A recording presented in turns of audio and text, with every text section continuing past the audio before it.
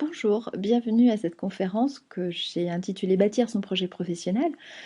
J'ai la chance de la faire pour la deuxième fois au Salon Talent et Handicap. Je m'appelle Christine Dejoigny, je suis consultante en ressources humaines et c'est avec grand plaisir que je vais passer ces quelques slides à vous commenter, ce qui me semble pour moi indispensable pour bâtir un projet professionnel qui fonctionne, c'est-à-dire qui vous ressemble. Il y a un peu moins d'un an, un matin, j'allume mon ordinateur et je tombe sur un article qui s'intitule «Le top 5 des regrets des mourants». Alors très intriguée, je clique et je tombe en fait sur le résumé d'un livre qui a été écrit par une infirmière australienne qui s'occupait des malades en fin de vie. Et c'est édifiant. Et je vous livre les cinq regrets par ordre du moins important au plus important. Le numéro 5, c'est «J'aurais aimé chercher à être plus heureux». Le numéro 4, j'aurais aimé rester en contact avec mes amis. Numéro 3, j'aurais aimé avoir le courage d'exprimer mes sentiments. Numéro 2, j'aurais aimé ne pas travailler aussi dur. Et le regret le plus fréquemment exprimé est le suivant. J'aurais aimé avoir le courage de vivre ma vie comme je le voulais et non pas comme les autres l'entendaient. Et ça m'a frappée parce que je me suis rendu compte que ces regrets, et surtout le premier, exprimé par ces mourants australiens, aurait pu l'être non seulement par n'importe qui, mais c'est surtout que ce sont des phrases qui reviennent à chaque fois quand j'accueille un client pour la première fois. Et ce sont des personnes qui sont généralement insatisfaites et qui osent la démarche de vouloir changer leur quotidien justement pour ne pas avoir ce regret. Et c'est la raison pour laquelle je vous livre en préambule de cette conférence, parce qu'il me semble indispensable de bâtir un projet professionnel qui vous ressemble, euh, comme vous le souhaitez, et non pas comme vous voudrez que les autres, que ce soit votre père, votre mère, votre entourage, ou même ne serait-ce que la société. C'est très important. Et ceci me rend d'autant plus fière de participer au changement que c'est important. Un changement qui n'est rien de moins que vital. Je veux que vous compreniez ma conviction, qui est qui est celle-ci. Je pense que nous avons le choix de vivre comme nous voulons vivre, comme nous voulons travailler, et qu'il ne faut laisser ce choix à personne d'autre que soi. Voilà, donc nous allons démarrer. Pour bien démarrer et bâtir un projet professionnel qui vous ressemble, il me semble important de se poser des questions pour faire un pré-diagnostic à votre situation. La toute première question, et celle que je pose à des personnes qui viennent me voir pour la première fois, est la suivante. Êtes-vous satisfait, satisfaite de votre poste actuel?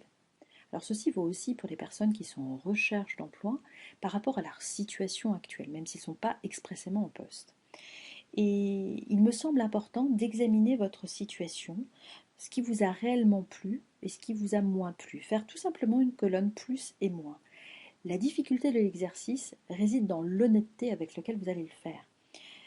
J'ai envie de vous raconter une anecdote à ce sujet par rapport au courage que cela peut demander. Euh, un client qui est venu me voir, on va l'appeler Julien, qui a fait appel à moi pour comprendre son insatisfaction dans son emploi actuel. La comprendre pour mieux la dépasser. Parce que le matériau, c'est lui qui l'a apporté. Moi, je ne suis dans mon exercice quotidien avec mes clients qu'un miroir. Et il est venu avec son histoire, ses doutes, ses peurs, mais aussi, si vous voulez, ses envies et ses rêves. Tout ce qu'il s'autorise, tout ce qu'il ne s'autorise pas, avec une grande honnêteté vis-à-vis de lui-même. Et si je vous parle de sa situation en particulier, c'est parce que de l'extérieur, il avait tout pour être heureux.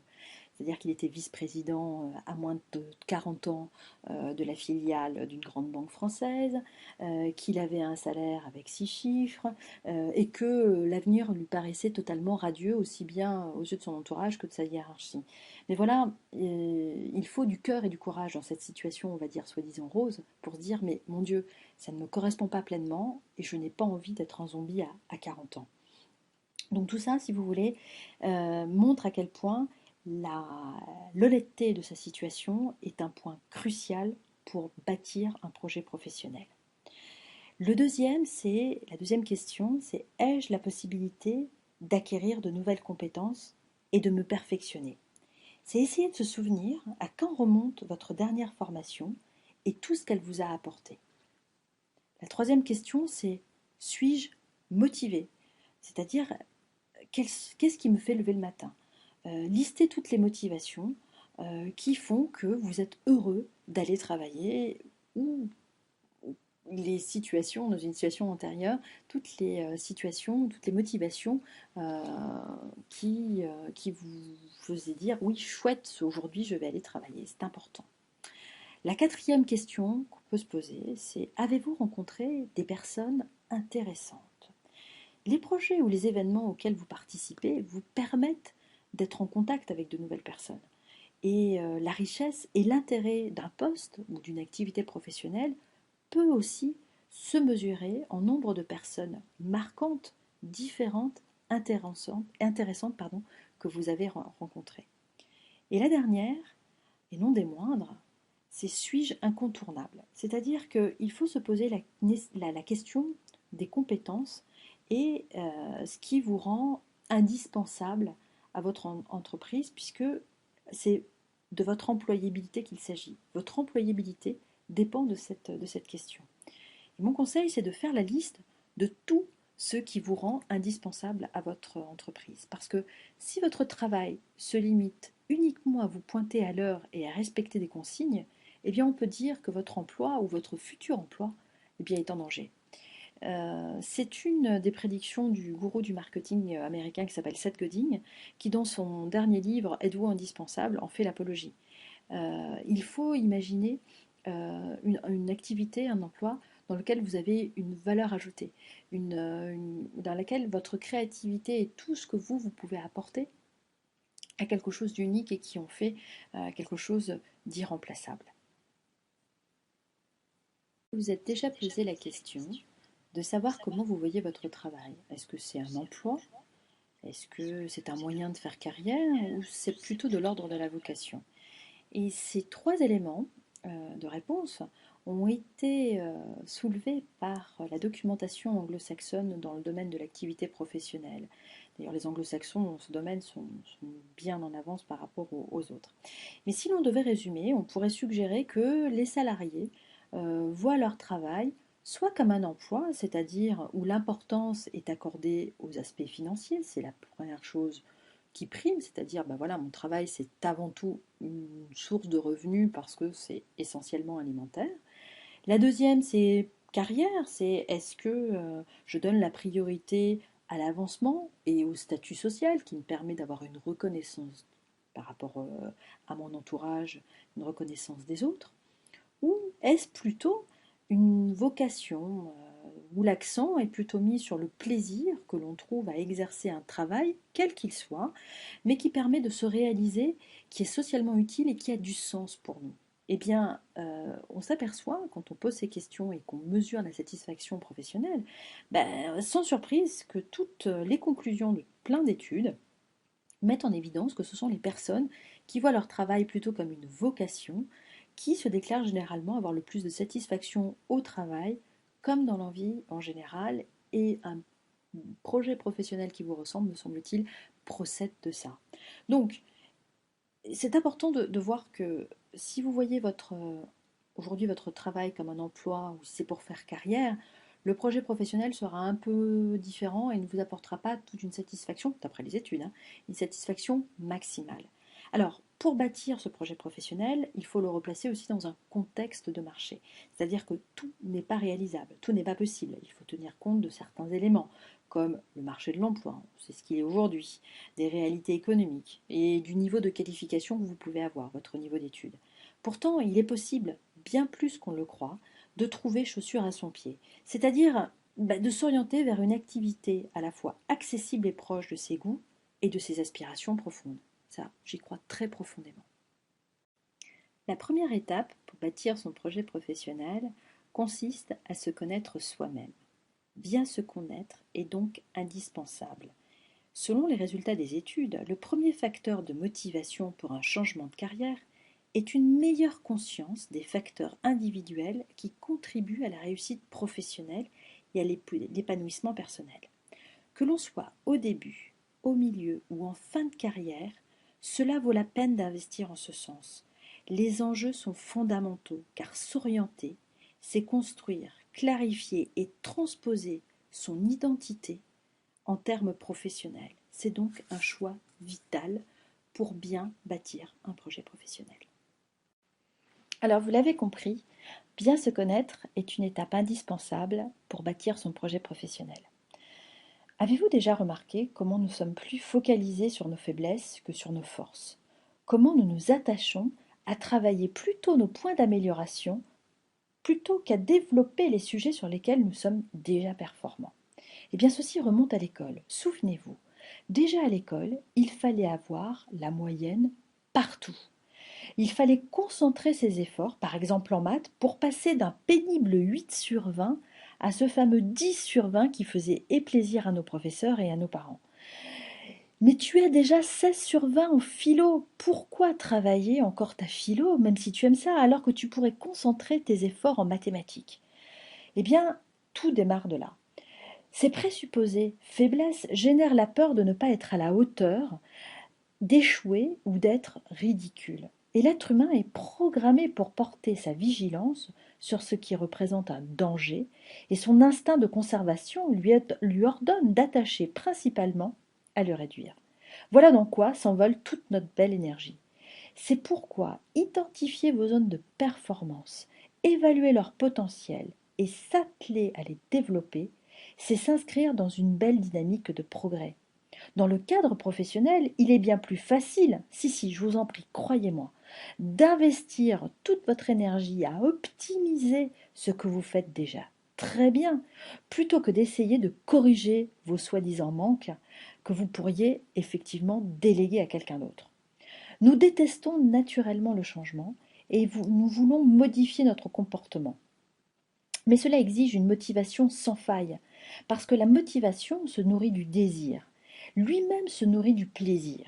Eh bien, pour faire quelque chose, il faut user et abuser de ce fabuleux moteur qu'est le plaisir.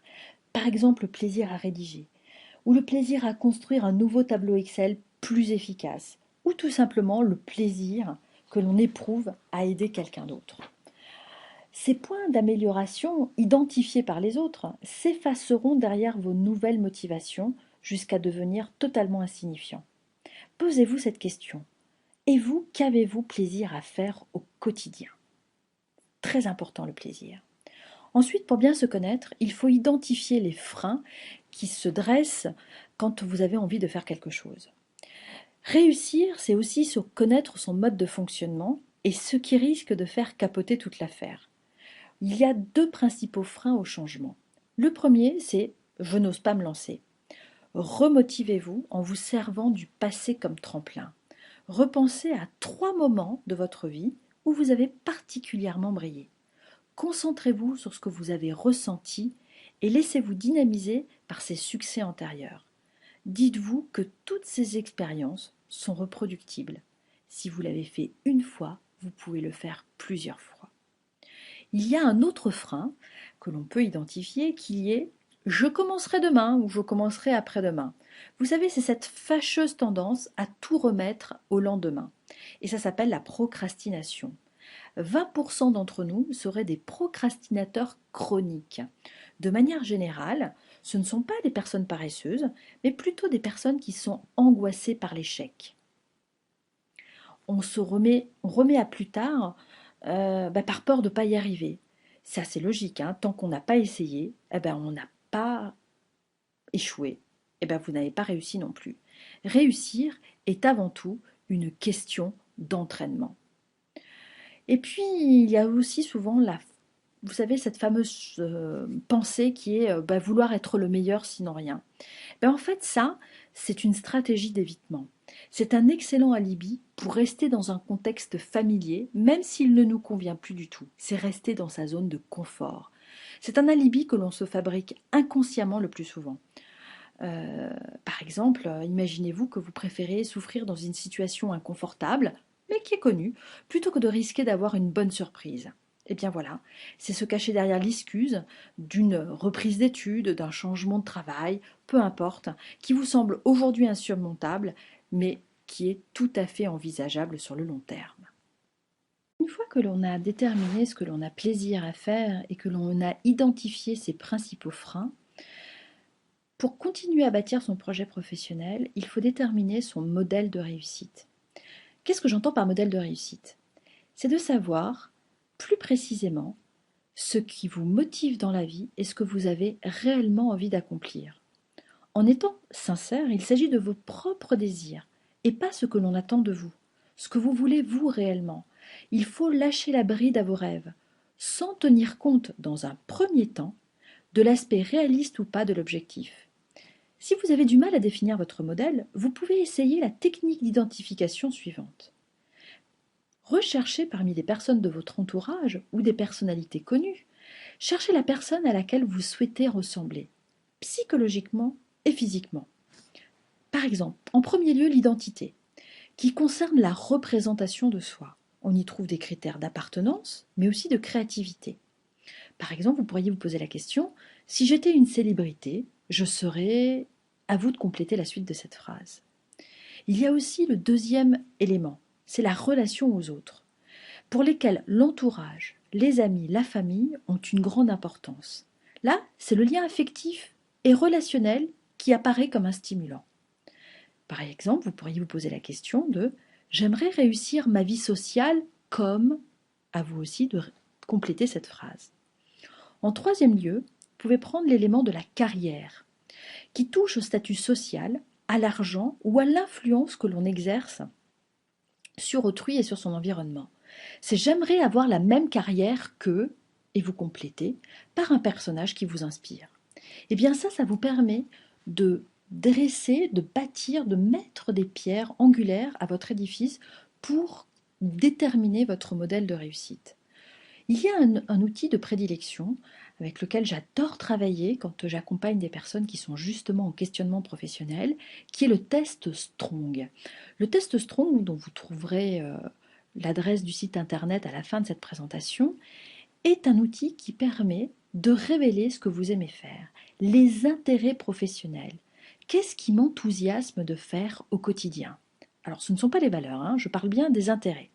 Eh bien, en exhumant ce que vous aimez faire, réellement, depuis toujours, là vous aurez véritablement un guide pour qu'est-ce que j'aime faire au quotidien par rapport au plaisir dont on a parlé tout à l'heure. Et c'est très très important. Alors certains me posent aussi la question du bilan de compétences. Faut-il passer un bilan de compétences quand on veut bâtir son projet professionnel? Oui, bien sûr, ce n'est pas inutile, mais ce n'est pas indispensable non plus. Vous pouvez, par exemple, ne serait-ce qu'avec le test Strong, déterminer les activités qui vous intéressent, bien sûr, mais les types de personnes avec lesquelles vous travaillez le mieux dans un univers professionnel, ainsi que les environnements professionnels dans lesquels vous avez le plus de chances de donner le meilleur de vous-même. Alors, le bilan de compétences peut venir en appui, en complément déjà de ce premier travail d'introspection que vous avez fait. Et puis ensuite, dans son projet professionnel, il s'agit de déterminer vos cibles. Quel est le secteur d'activité qui vous attire et quelle est la fonction que vous aimeriez occuper? Eh bien, il faut, selon moi, en retenir 4 ou 5, de déterminer un plan d'attaque par rapport à ça et surtout de foncer.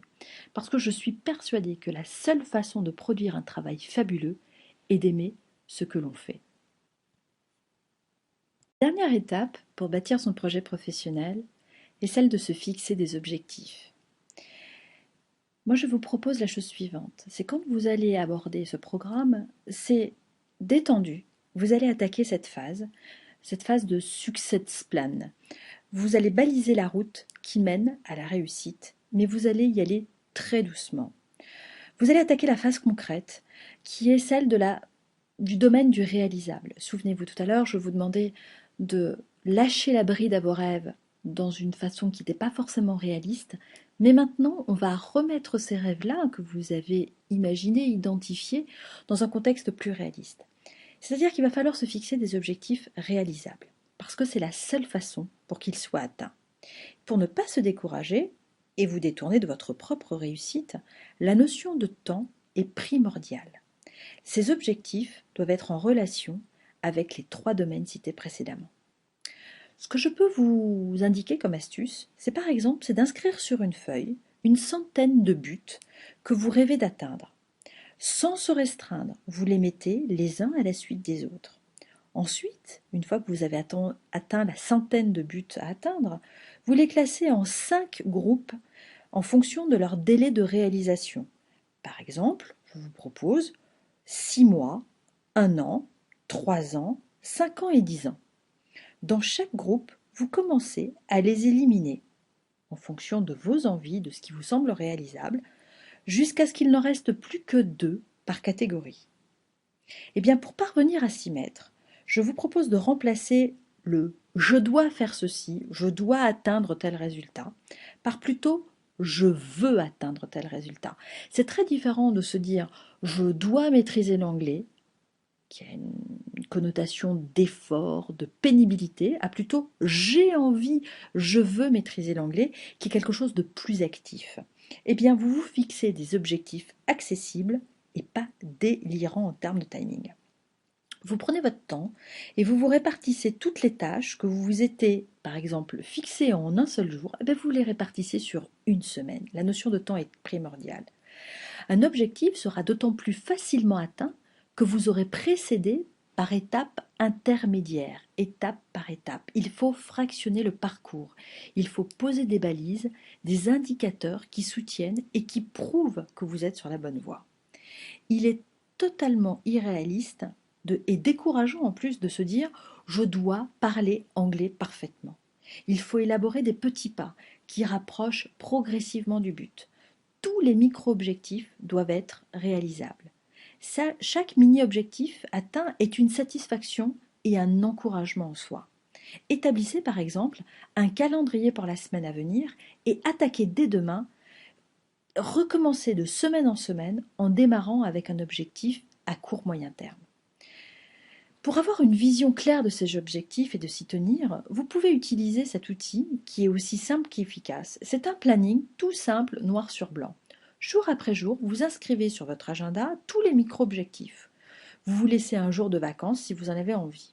À la fin de la semaine, vous checkez tout ce qui a été accompli ou non. Vous entourez de bleu ce qui a été fait et de rouge qui n'a pas été fait. Il ne s'agit surtout pas de culpabiliser en se disant « Oh mince, j'ai même pas été capable de faire ça », mais surtout de réajuster ses objectifs. Vous avez peut-être été trop ambitieux si vous avez plus de rouge que de bleu. Pour vous donner un exemple très concret, imaginons l'objectif suivant. Sortir de mon coma de relations professionnelles d'ici 6 mois. Voilà, vous voulez réajuster ou plutôt on va dire redynamiser votre réseau. Eh bien, ma proposition, chaque semaine, organisez un déjeuner en tête-à-tête avec une relation professionnelle. Profitez-en pour renouer avec des copains d'école, par exemple, ou proposez à un collègue d'un autre service que vous croisez parfois en réunion. L'idée est de créer un moment où vous pourrez vous entraîner à développer non seulement votre écoute, mais aussi à présenter ce que vous faites ou ce que vous avez envie de faire. Faites au moins 2 sorties réseau par mois. Quitte à aller à une manifestation où vous êtes sûr de connaître personne, ce n'est pas grave. S'habiller tous les jours aussi, comme si vous avez un entretien. C'est une attitude professionnelle et ça commence aussi par l'apparence. Voilà, ma présentation touche à sa fin, mais je ne voulais pas vous quitter sans vous lire quelques citations de quelqu'un que je trouve très inspirant, qui s'appelle Steve Jobs, l'ancien patron de la firme informatique Apple. Alors, au-delà des polémiques qui peuvent encore subsister autour du bonhomme, ce qui m'intéresse plus, c'est de vous livrer ses réflexions quant à le fait de trouver sa passion et de la poursuivre. La première dit ceci. Parfois, la vie vous flanque un bon coup sur la tête. Ne vous laissez pas abattre. Je suis convaincue que c'est mon amour pour ce que je faisais qui m'a permis de continuer. Il faut savoir découvrir ce que l'on aime et qui l'on aime. Le travail occupe une grande partie de l'existence et la seule manière d'être pleinement satisfait est d'apprécier ce que l'on fait. Sinon, continuez à chercher. Ne baissez pas les bras. C'est comme en amour. Vous saurez quand vous aurez trouvé. Et toute relation réussie s'améliore avec le temps. Alors continuez à chercher jusqu'à ce que vous trouviez. La deuxième dit ceci. Chaque matin, en me regardant dans la glace, je me dis « Si aujourd'hui était le dernier jour de ta vie, est-ce que tu aimerais faire ce que tu t'apprêtes à faire tout à l'heure ?» Et si la réponse est non pendant plusieurs jours à l'affilée, je sais que j'ai besoin de changement. Et je terminerai par celle-ci. Votre temps est limité. Ne le gâchez pas en menant une existence qui n'est pas la vôtre. Ne soyez pas prisonnier des dogmes qui obligent à vivre en obéissant à la pensée d'autrui. Ne laissez pas le brouhaha extérieur venir étouffer votre voix intérieure. Ayez le courage de suivre votre cœur et votre intuition. L'un et l'autre savent parfaitement ce que vous voulez réellement devenir. Le reste est secondaire. Voilà, j'ai eu beaucoup de plaisir à vous commenter mes slides et j'espère que vous avez bien compris ce qui pour moi est essentiel pour bâtir un projet professionnel qui vous ressemble. J'espère à bientôt. Pour me contacter, si certains souhaitent prolonger ce que j'ai exposé pendant cette conférence, vous pouvez me joindre donc par mail à cd@delfconseil.fr et également consulter le site internet consacré au test Strong dont je vous ai parlé, qui est teststrong.fr, ainsi que mon site internet qui est en cours de modification, mais tout de même vous pourrez trouver aussi des articles sur les thèmes qui m'inspirent beaucoup aussi, qui est delfconseil.fr. Mon numéro de téléphone au cabinet 01 46 22